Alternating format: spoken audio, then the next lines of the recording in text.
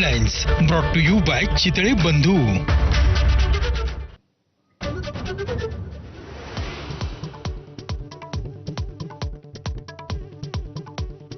बीड पुन्हा एकदा हत्येनं हादरलं.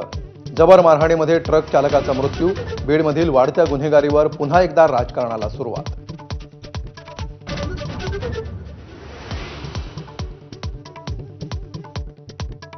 अठरा वर्ष नोकरी करूनही पगार न मिळाल्यामुळे बीडमधील शिक्षकाची आत्महत्या. 3 वर्षांच्या चिमुकलीला भावुक पत्र. संस्थाचालक मृत्यूसाठी जबाबदार असल्याचं सुसाईड नोटमध्ये नमूद.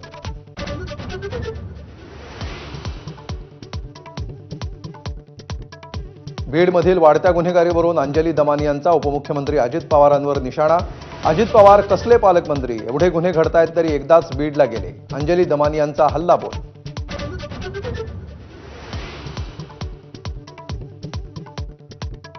भाजप आमदार सुरेश धसानी घेतली खोक्याच्या कुटुंबियांची भेट. धसांसमोर खोक्याच्या कुटुंबियांचा आक्रोश. तर अनेक गुन्हे असणाऱ्या खोक्या उर्फ सतीश भोसलेचा सुरेश धसाना एवढा पुळका का, असा सवाल.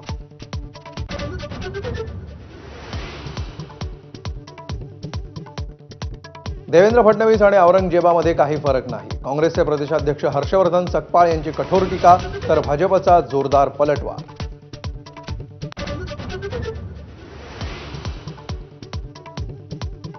देश हिंदूंचा पाकिस्तान बनण्याच्या दिशेनं.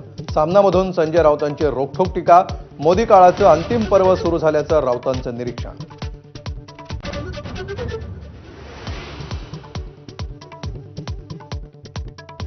सांगलीचे खासदार विशाल पाटील यांना चंद्रकांत पाटलांकडून भाजपमध्ये येण्याची ऑफर.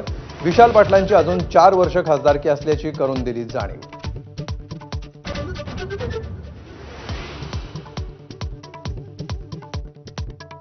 आपल्याला शिंदे गटाकडून ऑफर होती, मात्र सेक्युलर भूमिकेचा पक्ष म्हणून राष्ट्रवादीत जाणार. काँग्रेसचे माजी खासदार भास्करराव पाटील खतगावकरांकडून स्पष्ट.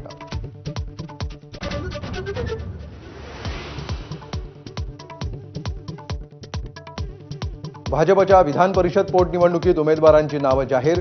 संदीप जोशी, संजय केनेकर आणि दादाराव केचे यांना उमेदवारी दाखल करण्याच्या सूचना.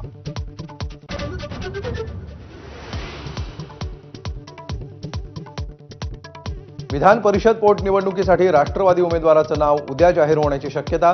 पक्षाकडून झिशान सिद्दीकी, संजय दौंड आणि उमेश पाटलांना तयारी करण्याच्या सूचना.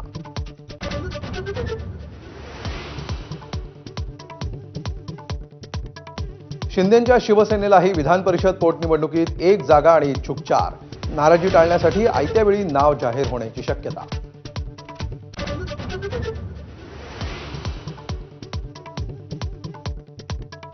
जो करेगा जात की बात उसको मारूंगा कसके लात. नागपुरातील कार्यक्रमात नितीन गडकरींचं रोखठोक मत. मुस्लिम समुदायालाही अब्दुल कलामांचा आदर्श ठेवण्याचा सल्ला.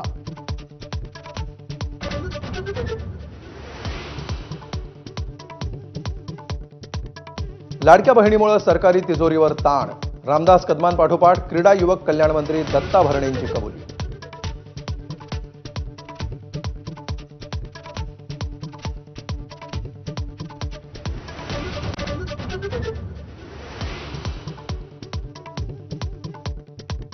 संत तुकाराम महाराजांचा त्रिशतकोत्तर अमृत महोत्सवी बीज सोहळा संपन्न. वारकरी भक्तांनी फुल्ली देहूनगरी. जगद्गुरू संत तुकाराम महाराज पुरस्कार उपमुख्यमंत्री शिंदेंना प्रदान.